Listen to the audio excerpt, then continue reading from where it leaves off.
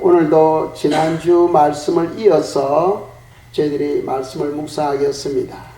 지난주에는 시편 23편 1절에서 3절까지 했습니다. 오늘은 4절부터 6절까지 말씀을 묵상하려고 합니다.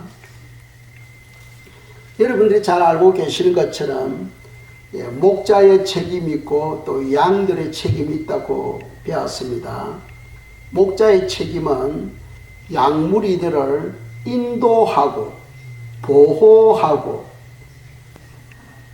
그들의 필요를 공급하고 또 안식하게 하는 거죠. 안식하게 하는 것. 그래서 주님께서는 마태복음 11장 28절에 수고하고 무거운 짐진 자들아 다 내게로 오라. 내가 너에게 쉼을 주리라 하셨습니다. 주님은 평강의 하나님이십니다. 누구든지 주님께로 나가면은 주님은 우리에게 쉼과 평안을 주십니다. 그런데 문제는 양들이 책임이 있다는 거죠. 아무리 목자가 양들에게 은혜를 베풀려고 해도 양들이 목자를 따라가지 아니하면은 아무런 소용이 없습니다. 그래서 양들의 책임이 무엇이냐? 바로 따라가는 책임이죠. 목자를 따라가는 책임입니다.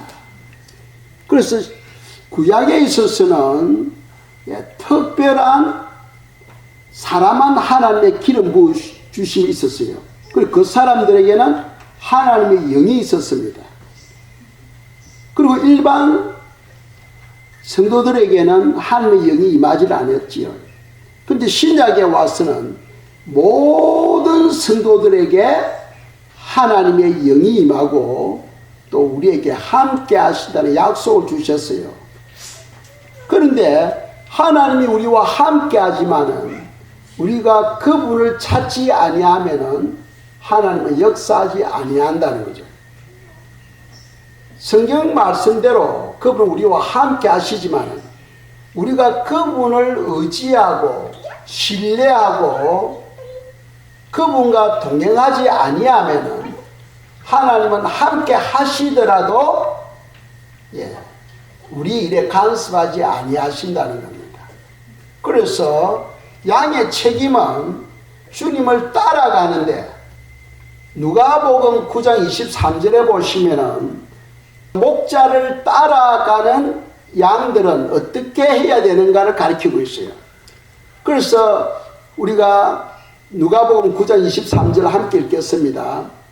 또 무리에게 이르시되 아무든지 나를 따라오르거든 자기를 부인하고 날마다 제 십자가를 지고 나를 따를 것이니라. 아멘. 따라가는 데는 두 가지 조건이 필요하죠. 하나는 뭡니까? 자기를 부인하고 합니다. 자기를 부인하고 우리는 예수님과 함께 죽었어요. 그리고 예수님은 부활하셨습니다. 부활하시고 우리의 삶을 간섭하시고 인도하시고 보호해 주고 계시는 거죠. 그리고 주님이 내 인생의 모든 삶을 주관해 가고 계십니다. 그러려면은 우리가 우리 자신을 부인해야 돼요. 다른 말로 하면 내가 죽어야 된다는 거예요. 여러분들 신앙생활 하면서 그런 말 많이 들었죠. 아이고 내가 죽어야지. 내가 죽어야지. 그런 이야기를 많이 들었을 겁니다. 내가 죽어야 내 안에 예수님이 주인이 돼서 내 인생을 이끌어가는 거예요. 그래서 요한복음 12장 24절에 내가 진실로 진실로 내게 이르노니 하나의 미랄이 땅에 떨어져 죽지 않으면 하나 그대로 있고 죽으면 많은 열매를 맺는다. 그러니까 내가 내 인생을 이끌어가면 열매를 맺지 못해요. 그런데 주님이 내 안에서 내 삶을 이끌어가면 많은 열매를 맺게 된다 하고 성경은 약속하고 있죠. 그래서 양의 책임은 주님을 따라가는데 내 자신을 부인해야 돼요. 근데 사람들 그게 안 되잖아. 내 지혜를 의지하고 내 학벌을 의지하고 내 지식을 의지하고, 내 경험을 의지하려고 해요. 그거 다 내려놔야 됩니다. 다 내려놓고, 주님, 나는 무익한 존재입니다. 주님이 내 삶을 인도해 주시옵소서 하고 오직 주님을 의지하고 신뢰하는 삶, 그것이 바로 자기를 부인하는 삶입니다. 두 번째는 뭡니까? 날마다 제 십자가를 지고 합니다. 날마다. 어제는 했는데 오늘 못하겠어 하면 안 되죠. 날마다 언제까지? 주님이 오실 때까지, 우리가 부활 휴거 될 때까지 날마다 나에게 주어진 십자가를 지고 주님을 따라가야 된다는 거예요. 자, 십자가 하면은 요즘은 목에 걸고 다니는 장식용으로 생각해. 그래서 나쁜 의미, 뭐 다른 의미가 없어요. 그냥 보기 좋은 겁니다. 목에 걸고 다니니까. 그런데 누가가 이 말씀을 쓸 때는, 그때는 십자가는 사형틀입니다. 악한 죄인들을 십자가에 매달아 죽이는 사형틀이에요. 그러니까 날마다 죽을 각오를 하고 주님을 따라오라는 거예요. 날마다 죽을 각오를 하고. 우리가 그냥 신앙생활은 편안하게, 그냥 즐겁게, 그냥 뭐 주님 오시면 천국 가고, 그런 의미가 아니다는 거예요. 우리가 말씀대로 살아갈 때는 반드시 박해가 온다는 거예요. 우리에게 지금 박해가 없는 것은 무슨 뜻입니까? 다른 말로 한다면 말씀대로 안 살고 있다는 거예요. 말씀대로 살면은 반드시 박해가 옵니다. 주위로부터 비난을 받아요. 비난을 받습니다. 말씀대로 사는 교회는 성도들이 안 모여요. 잘 안 모여요. 성경에서 말씀하고 있잖아. 예수님이 말씀을 가리키는 사람들이 다 떠나버려요. 그래서 예수님이 제자들에게 너희들도 떠나려고 하느냐 했을 때 베드로가 뭐라고 말합니까? 생명의 말씀이 죽게 했으면 내가 어디로 가오리까? 이 생명의 말씀이 있는 곳에는 사람들이 잘 모이지를 않아요. 왜? 거기에는 박해와 헌신이 따르기 때문에 사람들은 그걸 싫어해요. 그래서 사람들은 넓은 길, 넓은 문으로 가려고 힘씁니다. 그러나 그 길은 필경 무슨 길? 사망의 길이다. 생명의 길은 좁은 문, 좁은 길로 가야 거기에 생명이 있다 하고 성경은 말씀하잖아요. 그래서 하나님의 말씀을 대언한 많은 선지자들은 대부분 다 순교하잖아요. 베드로도 순교했고 바울도 순교했고 구약에 보면 이사야, 에스겔 다 순교해요. 우리가 볼 때는 이해가 안 되죠. 그 진실하신 하나님의 말씀을 선포하는데 왜 사람들은 그걸 듣지 못하고 오히려 그런 사람들을 죽이려고 하느냐는 거예요. 예수님도 죽이려고 돌을 들잖아요. 돌을 들어서 죽이려고 하잖아요. 그럼 나중에는 예수님을 십자가에 매달아 결국 죽입니다. 그것이 바로 세상이라는 거예요. 세상은 진리의 말씀을 듣지를 못합니다. 듣지를 못해요. 그래서 우리가 주님을 따라가는 것은 사람을 보지 않고 환경을 보지 않고 주님의 말씀 붙들고 가는 거예요. 그래서 날마다 제 십자가를 지어야 된다는 거예요. 지고 나를 따라오느라 하고 성경은 말씀하고 있습니다. 성경 보시면은 바울과 실라가 빌립보에서 복음을 전하는데 귀신 들린 여인을 고쳐줘요. 그 바람에 그 귀신 들린 영혼의 주인이 있거든. 그걸 통해서 돈을 버는데 이제 그 여인이 더 이상 점을 쳐주지를 못하니까 귀신이 떠나버림으로써 점을 칠 수가 없는 거예요. 그래서 돈을 버는 사람이 돈을 더 이상 못 벌게 됩니다. 그래서 바울과 실라를 고발하게 되죠. 바울과 실라가 감옥에서 많은 채찍을 맞고 손발이 묵혀가지고 지하 감옥에 감금되게 됩니다. 그쯤 되면은 바울과 실라는 하나님께 원망할 수 있어요. 아니요, 하나님, 우리가 뭐 우리 자신을 위해서 살았습니까? 주님의 기쁨과 영광을 위해서 살았는데 이게 뭡니까? 하고 불만할 수 있죠. 그런데 그들은 오히려 하나님께 감사하고 찬양했다는 거예요. 왜? 우리 같은 죄인이 어떻게 이런 복을 받을 수 있느냐는 거예요. 예수님을 증감으로 채찍에 맞고 온몸은 쓰리고 차가운 지하 감방에 갇혀 있는데 오히려 그들은 기뻐했다는 거예요. 왜? 말씀에 의하면 마태복음 5장 10절 11절 보세요. 하나님의 말씀대로 살고자 하는 자는 반드시 박해를 받는다. 그러나 그들에게 상이 크다 하는 거예요. 그들은 그런 영적인 부분을 보고 기뻐하고 즐거워하는 거예요. 예수님 때문에 오히려 박해를 받고 비난받고 업신여기는 것을 그들은 오히려 기뻐했다는 거예요. 왜? 그 뒤에 오는 상급이 너무나 크기 때문이에요. 너무나 크기 때문이다. 그러나 믿음이 없으면 그런 길을 간다는 것은 상당히 어렵다는 거죠. 그래서 세상에는 마귀가 있습니다. 이 마귀가 성도들이 복받는 것을 제일 싫어해요. 그래서 성도님들이 주님의 말씀대로 좀 순종하려고 하면은 마귀가 가만두지 않습니다. 마귀가 방해를 해요. 환경을 어지럽게 해요. 여러분들 하여금 화나게 만드는 거예요. 그래서 마귀가 가장 잘 쓰는 도구가 뭐냐면 낙심입니다. 낙심. 여러분들은 요즘 어떤 낙심을 가지고 있어요? 실망, 낙심, 그런 것이 몰려오면 많은 사람들이 주님을 떠나거나 그렇지 않으면 세상으로 떠나는 경우가 많아요. 마귀가 가장 잘 쓰는 것이 낙심과 실망입니다. 그런 것이 올 때는 성도는 어떻게 되느냐? 기도하는 거예요. 아무것도 염려하지 말고 오직 모든 일에 기도와 간구로 너희 구할 것을 감사함으로 하나님께 아뢰라 하고 말씀하죠. 우리에게 염려와 근심과 낙심이 몰려올 때는 이 마귀 역사예요. 주위에서 막 입을 열어서 비난하고 야, 그 교회 가지마, 엄청난 그런 박해가 올 때에 할 수 있는 유일한 길은 기도밖에 없는 거예요.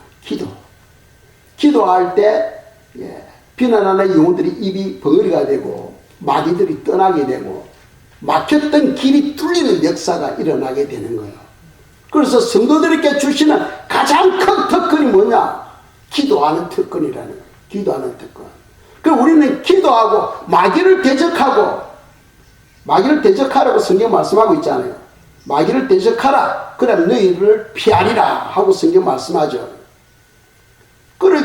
우리가 그런 기도를 통해서 마귀를 대적하는 기도 통해서 우리에게 하나님의 은혜가 임하고 승리할 수 있게 해주신다는 겁니다. 그래서 우리가 주님을 따라가는 양들은 두 가지. 첫째로는 뭡니까? 자기를 부인하고, 두 번째로는 너에게 주어진 십자가를 지라는 거예요. 십자가를 지고 주님을 따라가야지 십자가를 피해서 가면은 올바른 상급을 받을 수 없다 하는 것을 성경은 우리에게 가르치고 있습니다. 자, 오늘 본문 말씀 시편 23편 4절부터 우리가 6절까지 묵상하겠는데 4절에 보시면은 내가 사망의 음침한 골짜기로 다닐지라도 해를 두려워하지 않을 것은 주께서 나와 함께 하십니다. 주의 지팡이와 막대기가 나를 안위하시나이다. 아멘. 여기서 보면은 사망의 음침한 골짜기 소리만 들어도 좀 공포스러워요. 골짜기 소리만 들어도. 그런데 여러분들이 들을 때 야, 그 골짜기에 시체가 발견되었대 하면 그 골짜기에 가겠습니까? 야, 그 골짜기로 어떤 사람이 지나가다가 짐승에 있게 물렸어. 온 몸이 찍혀서 죽었대 하면은 그 골짜기로 가겠습니까? 어떤 사람이 그 골짜기로 지나가다가 도적대를 만나가지고 온 몸에 있는 거 다 빼앗기고 결국 칼에 찔려서 죽었대 하면 그 골짜기에 가겠습니까? 둘러서라도 가지. 그 길로는 가지 않을 거예요. 그런데 다윗의 고백이 뭡니까? 사망의 음침한 골짜기로 다닐지라도, 내가 다른 사람이 가지 않는 그 길을 간다 할지라도 나에게는 해를 두려워하지 아니한다는 거예요. 이 해는 뭡니까? 예. 해로운 걸 말하죠. 해로운 거. 그 해로운 나에게 임하는 그런 재앙들이 내게는 임하지 아니한다는 거예요. 왜? 주님이 나와 함께 하시기 때문이다. 주님이 나와 함께 하시기 때문이다. 예, 함께 하시는 이 고백이 엄청나게 중요하다는 거예요. 주님이 나와 함께 하시기 때문에 나는 어떤 곳을 가더라도 주님이 나를 지켜주신다. 나를 보호해주신다. 그러니까 당당한 그런 믿음을 가지고 우리는 살아야 된다는 거예요. 당당한 믿음. 세상을 바라볼 때 두려워해서는 안 됩니다. 어떤 세상이 우리에게 도래한다 할지라도 전지전능하신 그 하나님, 우리의 목자가 되시고 우리의 지존자가 되시는 그 하나님이 우리와 함께 하시고 우리를 지켜주고 계신다는 거예요. 그걸 믿어버려야 됩니다. 그리고 자꾸 입으로 고백해야 돼요. 다윗처럼 여호와는 나의 목자시니 내게 부족함이 없으리로다 하고 자꾸 고백을 하셔야 돼요. 고백을 하다 보면은 처음에는 믿음이 없는데 나중에는 그 말씀이 마음에 새기짐으로써 나도 모르게 믿음이 그냥 자라는 거예요. 믿음이 자기도 모르게 그냥 성장하는 거예요. 자, 다윗 한번 볼까요? 예, 10편 91편 5절에서 7절 말씀입니다. 읽겠습니다.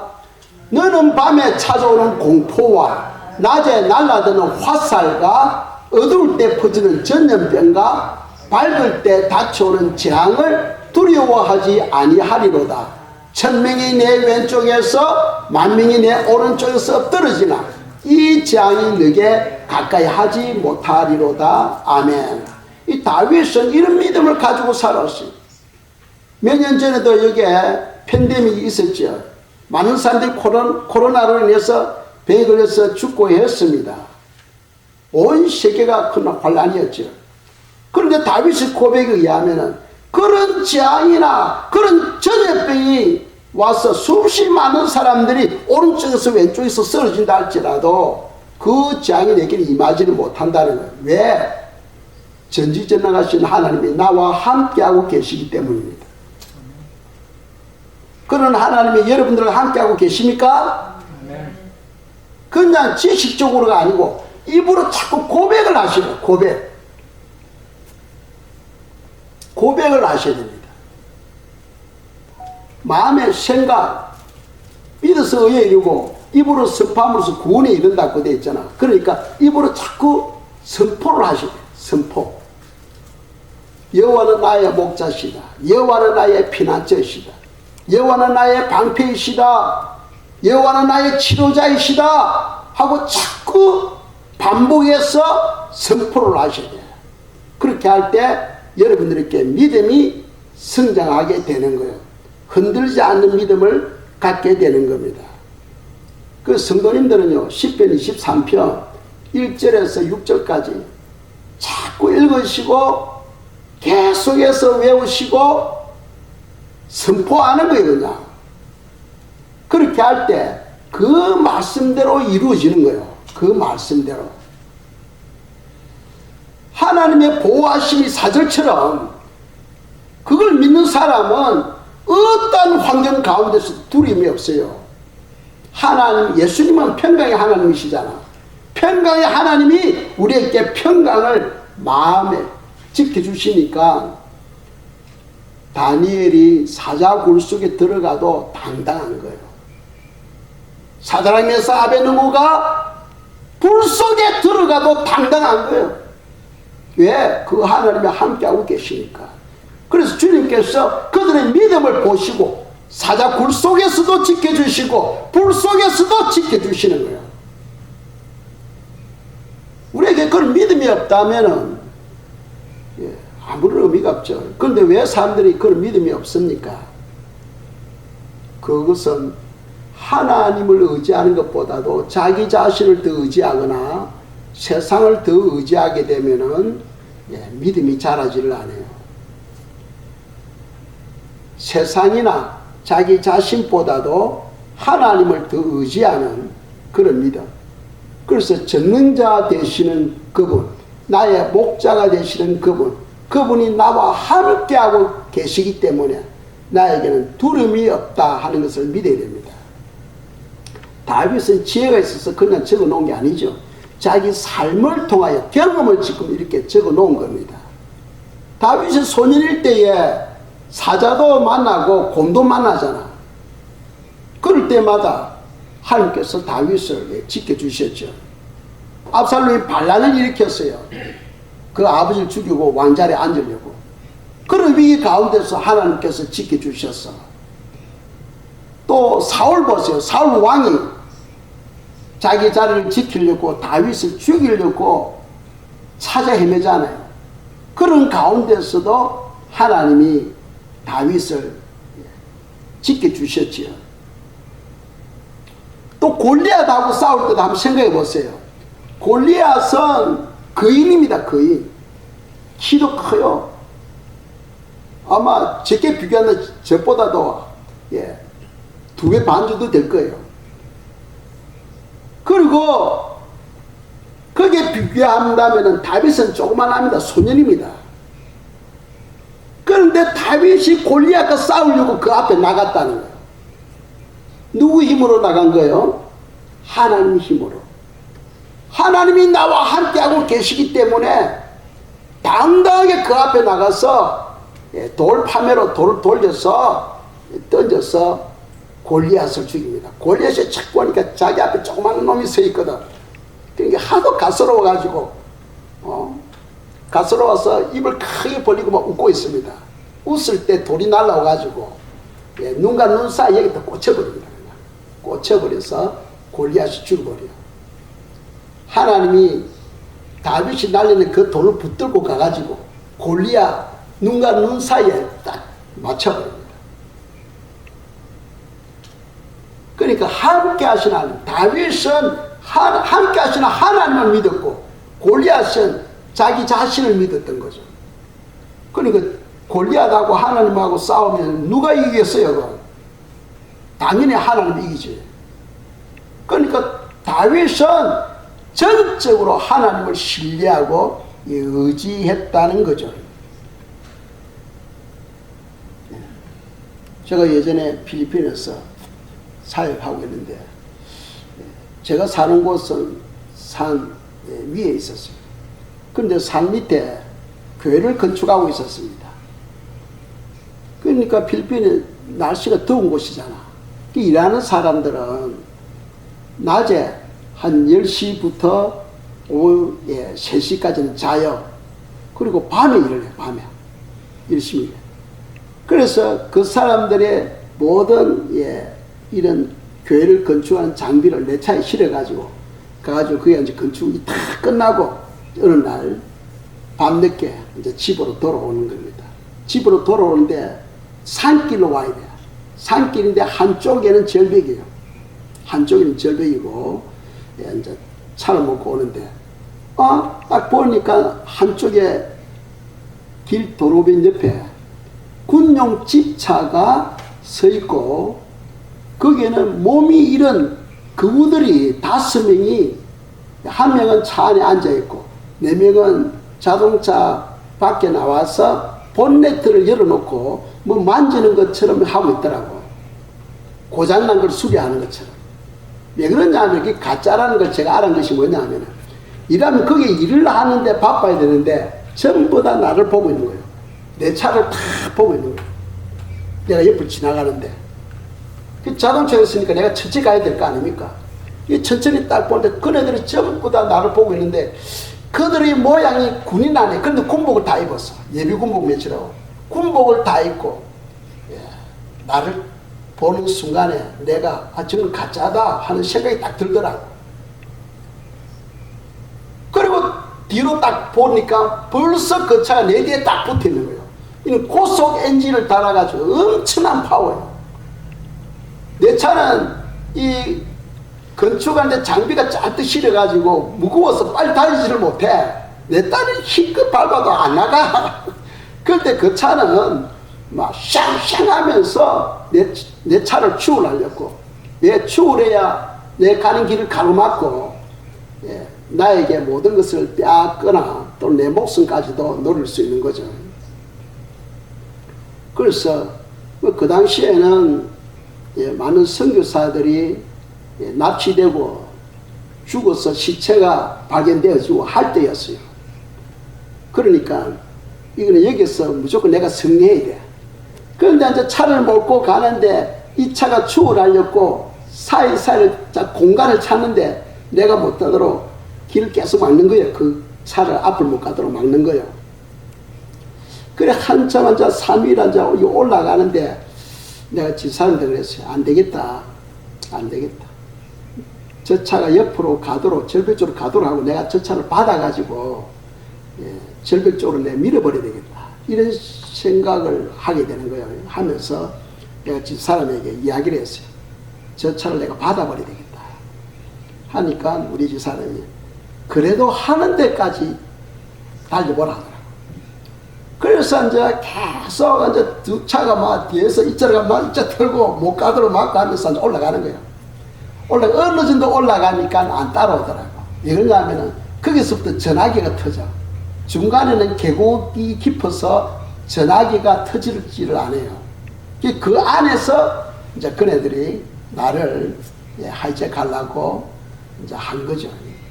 그런 위기가 제가 필리핀에서 한, 예, 12년, 13년 동안 사역하면서 한 3번 정도 있었어요. 그런 위기들이. 뭐 다른 것은 이야기하면은 스토리가 기니까 제가 가급적이면 이야기를 안 합니다만.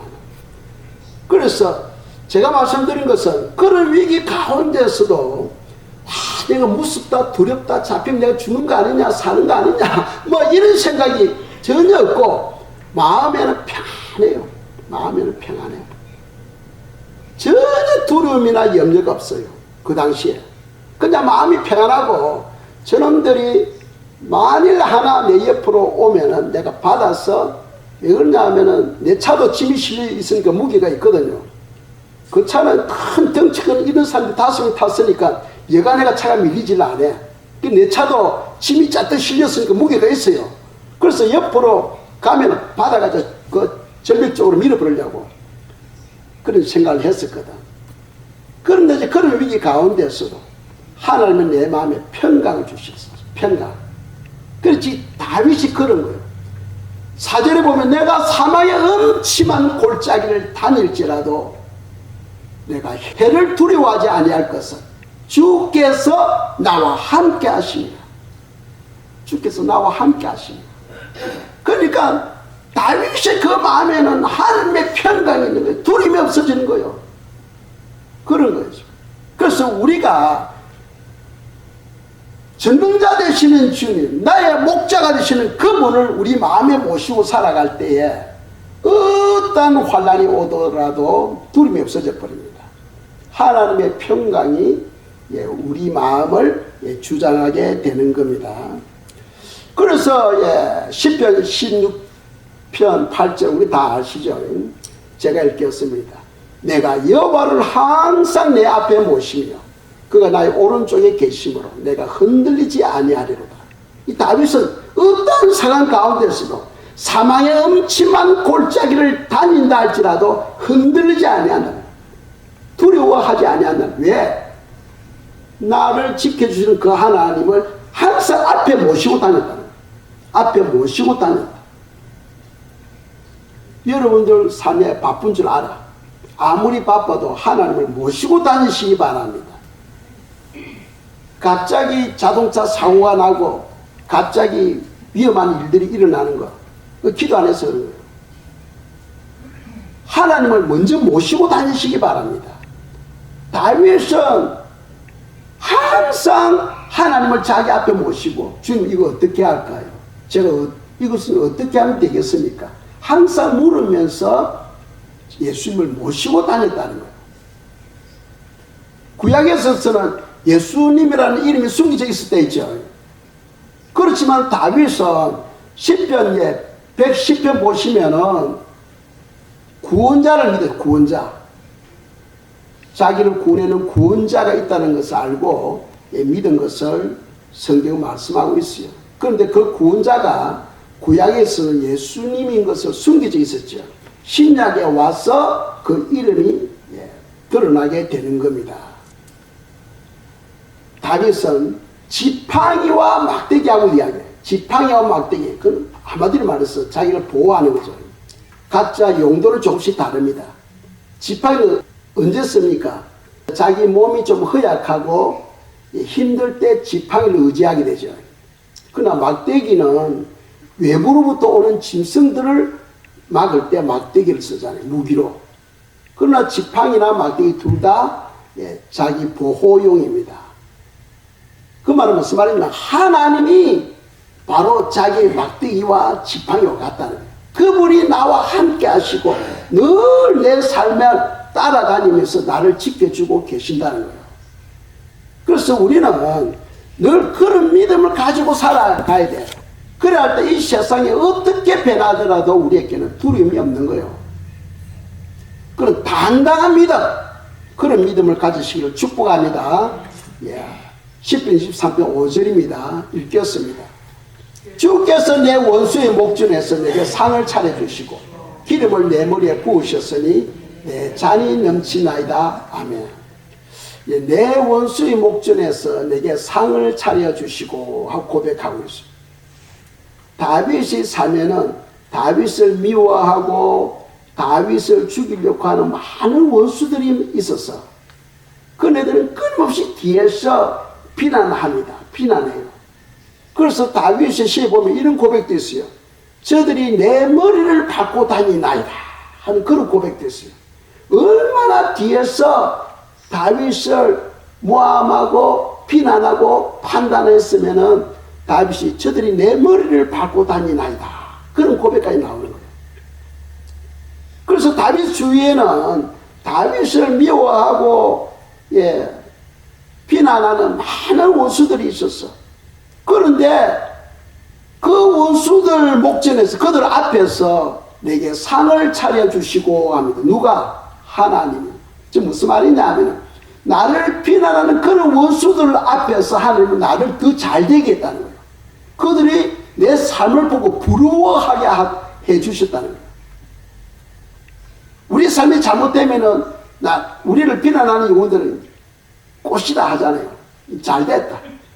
저런 영혼은 저렇게 돼야 돼 하잖아요. 그런데 오히려 더 잘되게 하면은 그네들이 오히려 부러워한다. 하나님 다윗을 그렇게 해주셨다는 거예요. 그리고 내 머리에 기름을 부어주셨다. 기름을 내 머리에 부어주셨다는 거예요. 구약에서 기름을 누구에게 부어주셨습니까? 왕을 세울 때 또는 선지자를 세울 때 또는 대제사장을 세울 때 기름을 부었거든.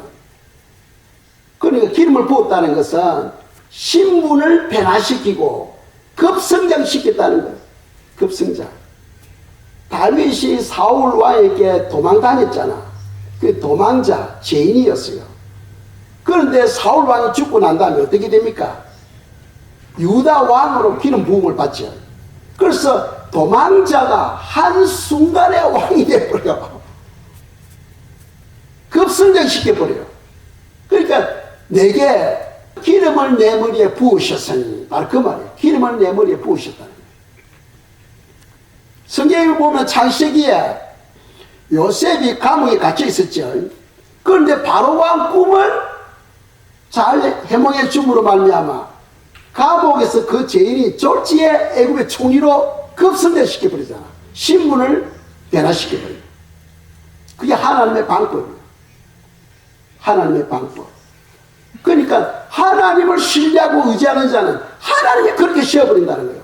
그래서 이런 고백이 나옵니다. 내 잔이 넘치나이다. 이 성도들은요, 내 잔이 넘치나이다. 이런 고백을 해야 돼. 이런 고백이 여러분 삶에 풍성해야 됩니다. 내 잔이 넘치나이다. 돈을 모은다고 이런 평강과 기쁨이 오는 게 아니에요. 저 같은 경우는 제가 교회에서 사례비를 받잖아요. 4분의 1을 저는 하나님께 다 드려버립니다. 4분의 1을. 쭉 몇 년 동안 저는 다 그렇게 해왔어요. 돈을 아낀다고 돈이 모아지던 게 아니더라고. 차라리 있는 것을 갖다가 하늘에 지금하는 것이 훨씬 낫어요. 지난달에는 아마 거의 40% 정도 하나님께 드렸을 거예요. 교회에서 받는 제 사례비에 거의 38%, 39% 하나님께 드렸어요. 보통 평균 제가 25%는 기본적으로 하나님께 드립니다. 그럼에도 불구하고 하나님은 내 잔이 넘치도록 내 마음과 생각을 지켜주시고 내 삶을 풍성하게 해주시는 거예요. 내가 내 삶을 뭐 세이브한다고 되는 게 아니에요. 하나님의 손에 있는 거예요. 하나님의 손에. 지난 한 주간 우리 가족이 기도했어요. 왜 그러냐면 지난주에 성도들이 지금 이 정도의 소수가 모였어요. 그래서 다른 데는 교회가 부흥하고 우리 교회에 있는 성도들이 다른 교회로 가고 이제 이런 현상이 와서 가족들하고 이야기를 했습니다. 내가 이 교회에 있는 이상은 이 교회가 부흥이 안 된다. 부흥이 안 된다. 내가 이 교회를 떠나야 되겠다. 그래서 기도하자. 한 주간 기도가 주님이 떠나라 하면 빨리 수소문해가지고 이게 후임자를 세워야 되겠다. 그래가지고 이제 우리가 가족 기도에 들어갔어요. 기도에 들어갔는데 월요일부터 토요일까지 기도에 들어갔는데 첫날에 주님께서 무엇을 보여주시냐면 제가 가스레인지에 서가지고 후라이팬이제 후라이팬에 쿡을 하고 있는 거예요. 쿡을 하고 있는 거예요. 그걸 하는 게 보여주시더라고요. 그래서 그 다음날까지 주님 그게 무슨 뜻입니까? 하니까 무슨 생각 주시냐면 요한복음 21장 주님이 베드로에게 이렇게 말씀합니다. 베드로야 네가 나를 사랑하느냐? 예, 사랑합니다. 내 양을 먹이라. 내 양을 먹이라. 그래서 주님께서 계속 이 사역을 계속 하기를 주님께서 원하고 계신다 하는 것을 생각하고 이제 다른 기도도 바꿨어요. 그래서 교회가 성장하거나 교회가 성장하지 못하는 것, 이거 하나님의 손에 달려있다. 하나님은 나를 훈련시키기도 하시고 또 성도들을 훈련시키기도 하시고 결국 이 교회의 주인은 주님이시고 이 교회의 몸은 주님이십니다. 주님이 하실 때 제가 기도 제목이 뭐냐면 주님 이제 회복하실 때가 가까워오는 거 아닙니까? 이 교회를 회복시켜 주세요 하고 제가 지금 계속 기도하고 있어요. 우리 교회 주보에 보면은 여호와 하나님이 세우시는 교회라고 되어 있잖아. 하나님이 세우시는 교회. 왜 그러냐면 이 교회 올 때 하나님께서 교회 간판을 주셨거든. 교회 간판에 뭐라고 적혀있냐면은 하나님께서 세우시는 교회예요. 그게 교회 간판을 주셨어요. 그래서 우리 교회가 등대 교회지만 등대 교회 앞에 우리 주보에 보면 조그만하게 하나님이 세우시는 교회. 그래서 주님의 기쁨과 주님의 영광을 위해서 주님 이 교회를 회복시켜 주시옵소서 하고 제가 지금 기도하고 있어요. 여러분들도 그런 한마음이 되어서 기도해 주시면 감사하겠습니다. 자, 마지막 구절 시편 23편 6절입니다. 읽겠습니다. 내 평생의 선하심과 인자하심이 반드시 나를 따르리니 내가 여호와의 집에 영원히 살리로다. 아멘. 이어서 내 평생이라는 것은 이 땅에 살 때만 아닙니다. 우리에게는 사망이 없잖아. 우리는 다만 장수만 바뀔 뿐이요. 죽어도 우리는 천국입니다. 살아서 나를 믿는 자는 영원히 죽지 아니하리라 하고 성경 말씀하고 있어요. 우리는 죽어도 다만 육체와 영혼이 분리돼서 있다가 부활되면 다시 하나가 되어서 천국에서의 삶이 또 계속되어집니다. 그러나 불신자들은 지옥으로 떨어지잖아. 지옥은 영원한 이별입니다. 그래서 사망인 거예요. 내 평생에 이 땅에서나 천국에서나 내 평생에 선하심과 인자하심, 하나님의 성품이죠. 하나님의 선하심과 인자는 사랑을 말합니다. 인자하심이 반드시 나를 따르리니.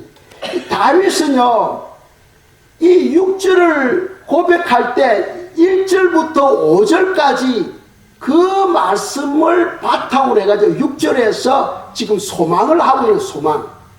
무슨 소망이냐면 100% 확신하는 소망이에요. 반드시 나를 따르리니 내가 여호와의 집에 영원히 살리로다. 이 여호와의 집은 어디입니까? 예루살렘 성을 말해요. 예루살렘 성. 오늘 많은 사람들은 그냥 뭐 천국으로 하나로 묶어가지고 천국 합니다. 아니에요. 천국에는 네 굴의 단계가 있어요. 가장 높은 것이 바로 영광스러운 것이 예루살렘 성입니다. 거기는 하나님의 보좌가 있고 하나님의 그게 성전입니다. 그래서 다윗의 신앙의 목표는 오로지 어디에 가는 것? 예루살렘 성에 들어가는 거예요. 예루살렘 성에.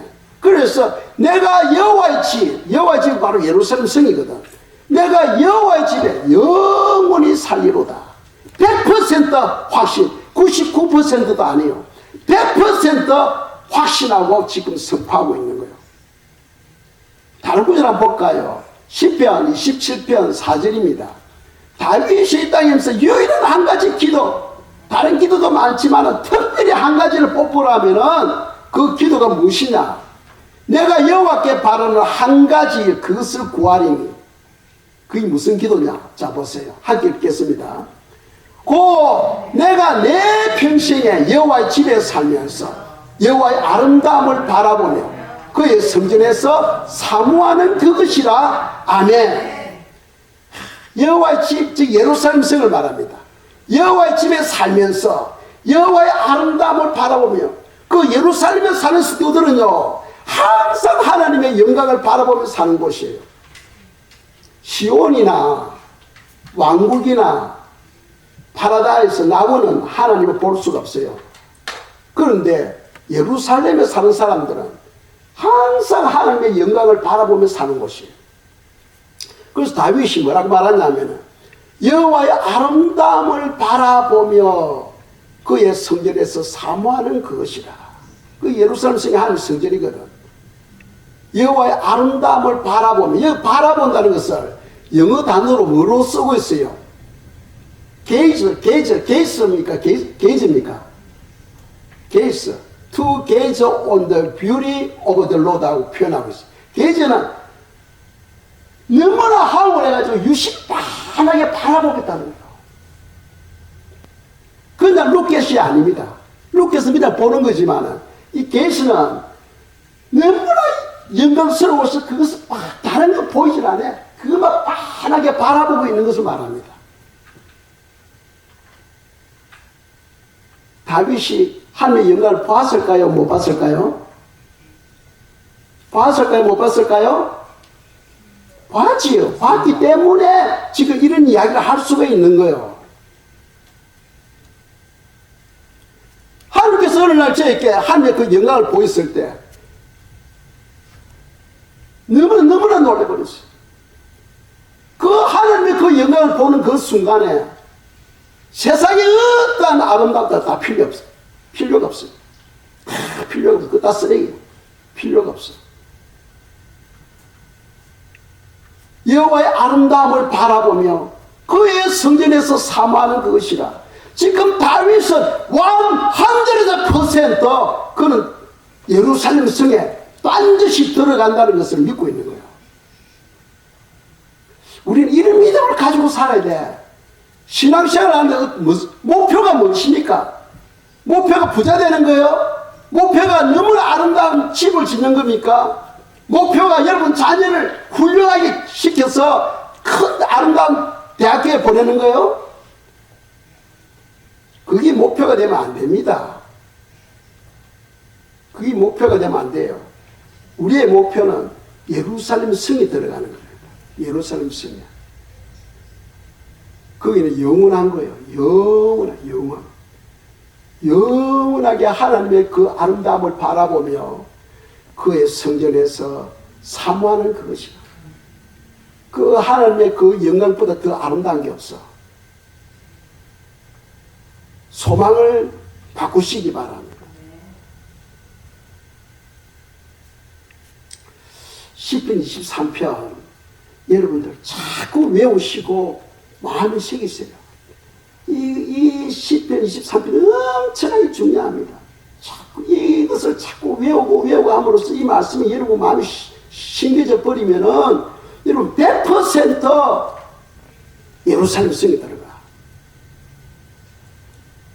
왜? 하나님은 우리 마음을 보시잖아요. 마음에 너 중심이, 너 목표, 너 소망이 무엇이냐는 거예요. 하나님의 아름다움을 바라보는 그 예루살렘 성에 들어가는 겁니다. 할 때 하나님은 엄청나게 기뻐하셔요. 이 땅에 많은 그리스도인들이 살아도 이런 소망을, 이런 목표를 두고 살아가는 사람 몇 명이나 되겠어요? 수없이 성경을 읽어도 이게 눈에 안 들어와. 시편 23편을 마음에 새기고 승리하기를 축원합니다. 제가 이 시편 23편을 읽으면서 한 5가지를 제가 느꼈어요. 본인은 시편 23편을 묵상할 때마다 다음과 같은 교훈을 배울 수 있었습니다. 첫째로 뭐냐면 다윗이 하나님과 어떻게 친밀함을 유지했는가 하는 겁니다. 다윗이 하나님과 어떻게 친밀함을 가졌는가. 어떻게 친밀함을 가졌어요? 항상 하나님 앞에 모시고 다녔잖아. 그죠? 내가 여호와를 항상 내 앞에 모시며 그가 내 오른쪽에 있으므로 내가 흔들리지 아니하리로다. 다윗은 항상 하나님을 앞에 모시고 다녔어요. 그런 성도가 되기를 바랍니다. 또 다윗은 날마다 하나님에 대하여 어떤 고백을 하며 살았습니까? 무슨 고백을 했어요? 여호와는 나의 산성이시여, 여호와는 나의 피난처이시여, 여호와는 나의 보호자이시여, 여호와는 나의 목자이시여, 나의 전능자이시여. 항상 이런 고백을 그냥 수시로 하면서 살았습니다. 그러니까 그 고백대로 하나님께서 응답해 주셔야 되는 거예요. 지켜주셔야 되는 거예요. 자, 다윗은 하나님께 대한 어떤 믿음을 가졌습니까? 어떤 믿음을 가졌어요? 내가 고백하는 그 하나님이 저 멀리 계시는 것이 아니고 어디 계신다? 항상 나와 함께하고 계신다. 나와 함께하고 계신다. 그러니까 그분을 항상 모시고 다녔잖아요. 주님, 이거 어떻게 할까요? 주님, 제가 무엇을 해야 될까요? 항상 모시고 다니는 거예요. 어떤 믿음? 하나님이 함께 하신다는 믿음.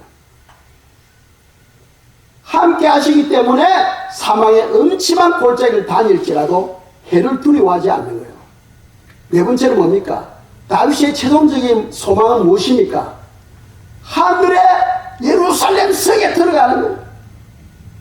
하늘의 예루살렘 성, 하나님의 보좌가 있는 곳, 하나님의 성전이 있는 곳, 그곳에서 영원히 하나님의 영광을 바라보며 사는 것이었어요. 그런 소망이 여러분들이 소망이 되기를 축복합니다. 마지막으로 그 소망을 얼마나 확신하며 살았습니까? 몇 퍼센트 확신했어요? 100%, 100% 확신하며 다윗은 사는 거예요. 이런 소망을 가지고 계시기를 축복합니다. 축복합니다. 예. 모두 자리에서 일어나셔서 570장 찬을 드리고 기도하도록 하겠습니다.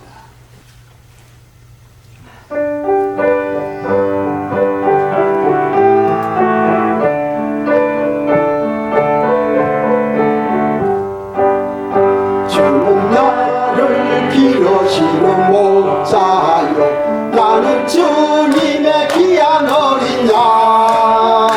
푸른 풀밭 맑은 시내 물가로 나를 널 인도하여 주신다. 주는 나의 좋은 목자, 나는 그의 어린 양. 저를 따라 오를 먹여주시네, 내게 부족함 전혀 없어라.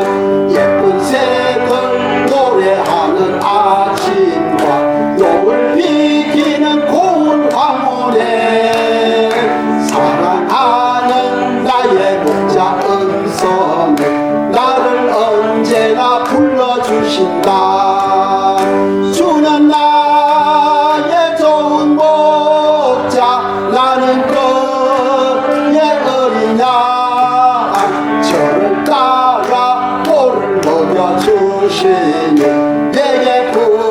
사람 전혀 없어라. 못된 짐승 나를 해치 못하고 거친 비바람 삼지 못하리. 나의 주님 강한 손을 펼치사 나를 주야